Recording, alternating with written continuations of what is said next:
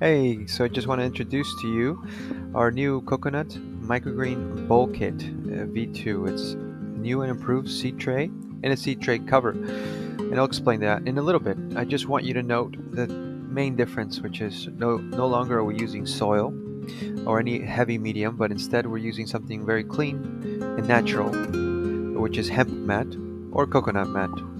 So I'll show you how to do that and how to make sure that you're doing all the right steps and growing your microgreens successfully.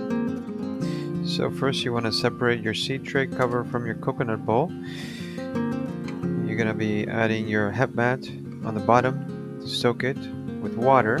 Just grab a bottle of water or some water from your tap and lightly soak it. Press the corners in to make sure that the entire mat is fully submerged in water.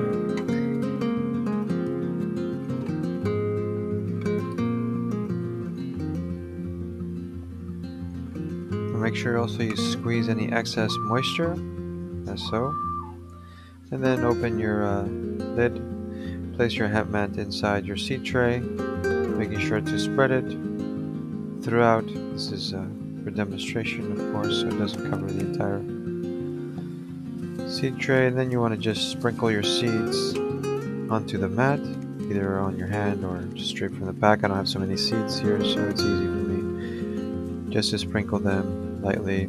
Ideally, also, I would spread them a bit and then spray them with water evenly.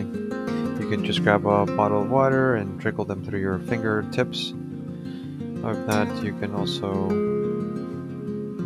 take a spray bottle. I recommend a spray bottle. So using your spray bottle, you can evenly spray your seeds with water.